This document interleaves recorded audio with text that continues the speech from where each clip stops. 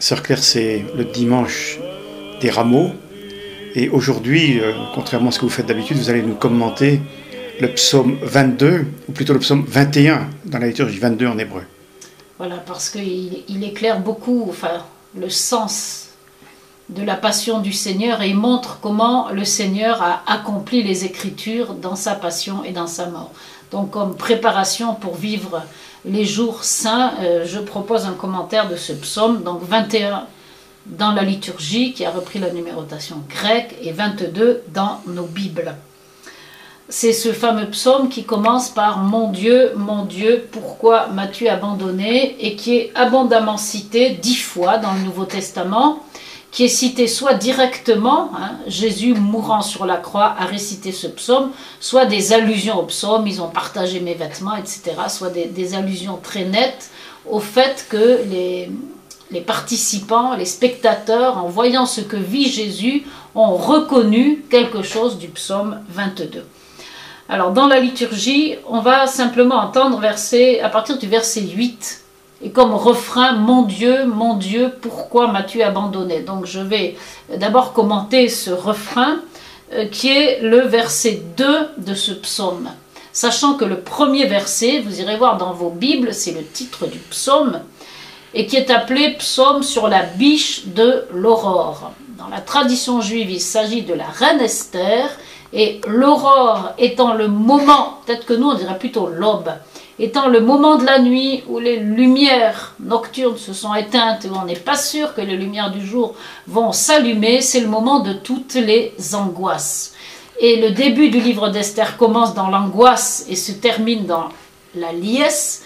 C'est pareil pour ce psaume. Pour ça, sur la biche de l'aurore, on fait mémoire du début du livre d'Esther où on est plongé dans l'angoisse et le peuple et la reine Esther. Alors le deuxième verset qui va être chanté comme refrain dimanche prochain, dimanche des rameaux et de la passion du Seigneur, « Mon Dieu, pourquoi m'as-tu abandonné ?» Alors il faut bien comprendre que ce n'est pas Jésus qui est en train de croire que Dieu l'a abandonné.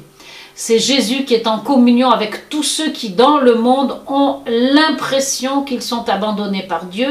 Et le pourquoi de Jésus, en fait, c'est pourquoi le mal, pourquoi la souffrance. C'est le grand pourquoi de toutes nos vies et du monde entier. Pourquoi ce mystère d'iniquité alors que Dieu nous a créés pour le bonheur. Et Jésus, qui est complètement étranger au mal, étranger au péché, pose cet immense pourquoi et il n'y aura pas de réponse. La réponse, ça sera « Je viens vivre de l'intérieur avec vous » cette interrogation angoissante, mais de l'intérieur, je serai vainqueur du mal et de la mort et de tous vos péchés. Donc ce pourquoi, c'est vraiment le Seigneur qui est en communion avec tous ceux qui posent cette question. Seigneur, pourquoi le mal ? Une espèce de lamentation en même temps devant l'importance du mal, la gravité du mal dans ce monde. Alors, c'est psaume 2, c'est versets 2 et 3, où le psalmiste, on va dire David, interroge Dieu. C'est pas un cri de désespoir, parce que quand on est dans le désespoir, on ne crie plus, parce qu'on ne sait plus vers qui crier. Vous remarquerez que ce psaume commence par 3 fois « Mon Dieu, mon Dieu, mon Dieu ». C'est pas un blasphème, c'est pas du désespoir, c'est une exclamation effrayée devant la puissance du mal, mais en présence de Dieu, parce qu'il est le seul qui peut nous en faire sortir, qui peut nous en délivrer. Alors ça, c'est le début du psaume, c'est le refrain proposé par la liturgie. Ensuite, on va passer au verset 8. Tous ceux qui me voient me bafouent, ils ricanent, ils hochent la tête, ils comptaient sur le Seigneur qu'il le délivre, qu'il le sauve, puisqu'il est son ami. Donc vous avez à la fois donc le mépris des gens, hein, celui qui est bafoué, devant lequel on ricane, c'est exactement ce qu'a vécu Jésus. Et puis cette tentation, cette réalité qui est de mettre Dieu au défi, ou plutôt de mettre le serviteur de Dieu au défi, puisque tu dis que le Seigneur est ton Dieu, il n'a qu'à te délivrer.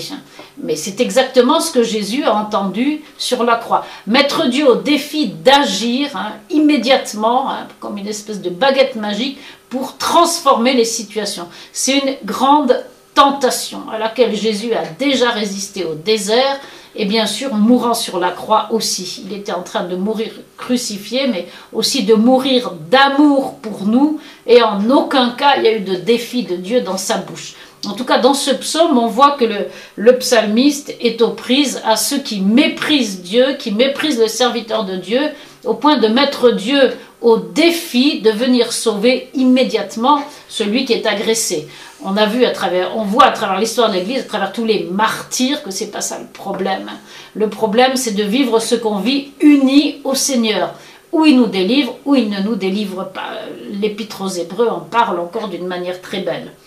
Ensuite, on va entendre dimanche les versets 17, 18, 19 et 20, où c'est une plongée de plus en plus grande dans l'angoisse.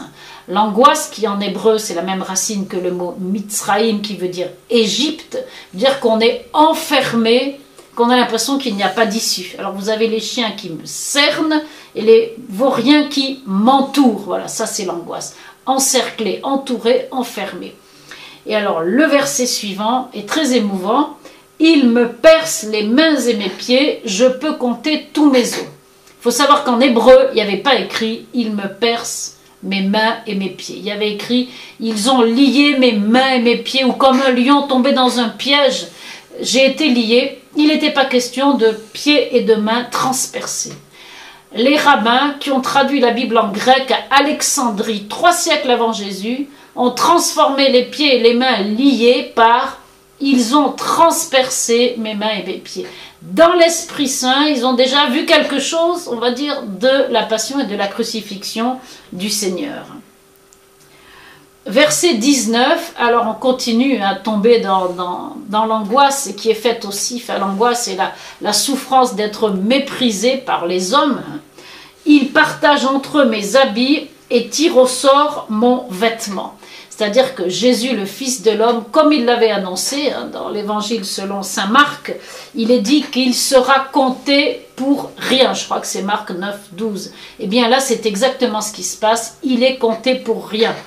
Et à propos de tirer au sort ses vêtements et de tout ce qui est dit de l'immense dépouillement du Seigneur, voilà ce que dit un mystique rhénan du XIVe siècle, dominicain nommé Jean Tolère. Notre Seigneur vint s'étendre sur la croix dans un dénuement si complet qu'il ne lui restait pas un fil sur le corps et l'on joua ses vêtements devant lui sous ses yeux. Aussi vrai que Dieu est vivant, sois bien sûr de ceci, si tu veux parvenir à la perfection, il te faudra si bien te dépouiller de tout ce qui n'est pas Dieu que tu n'en gardes pas le moindre brin. Et il faut que tout cela soit perdu au jeu et anéanti, et que ce jeu devienne un objet de raillerie pour les autres gens et soit considéré par eux comme bêtise et folie. Voilà jusqu'où va l'amour que nous avons à donner au Seigneur. Il a été complètement dépouillé pour nous sur la croix, et nous il faut qu'on se dépouille de tout ce qui n'est pas lui pour le rejoindre. Voilà ce que dit Jean Tolère à propos de « Il partage entre eux mes habits et tire au sort mon vêtement ». À partir des versets 20-22, alors que la situation n'a pas changé, vous avez un cri de foi tout à fait extraordinaire. « Tu m'as répondu ». Il ne s'est rien passé du tout, mais pour l'instant, mais dans la foi, celui qui souffre sait que le Seigneur est un Dieu de délivrance, est un Dieu de salut, est un sauveur. Donc il entend déjà la réponse au creux de sa souffrance. C'est Jonas au fond de la mer qui chante un très beau psaume aussi de grande détresse, et puis tout d'un coup au milieu du psaume, il fait comme s'il était déjà exaucé parce qu'il sait qu'il va être exaucé. Alors tu m'as répondu, donc ça c'est le cri dans la foi, on sait que Dieu est celui qui répond. Et ensuite, vous avez la louange dans l'assemblée, donc la célébration liturgique et une invitation à la louange universelle. C'est-à-dire que Jésus a récité tout ça sur la croix, pas seulement les 2 premiers mots qui sont racontés dans les évangiles. Donc ça se termine par une invitation à la louange, donc ça sent déjà la résurrection, avec le dernier verset qu'on entendra dimanche, verset 24, « Vous qui le craignez, louez le Seigneur ». Sachant que la crainte de Dieu, c'est tout sauf la peur. La crainte, c'est lié à l'adoration devant le Créateur, le maître de tout, l'au-delà de tout, qu'on ne peut pas connaître, dont on ne peut pas faire le tour, mais qu'on désire adorer parce qu'on sait qu'il nous veut du bien. Voilà, alors ce psaume qu'il faut bien sûr que vous méditiez tout entier, hein, est une très belle entrée dans le mystère de la passion, de la mort et de la résurrection du Seigneur que nous nous apprêtons à vivre pour cette grande semaine. Sœur Claire, merci.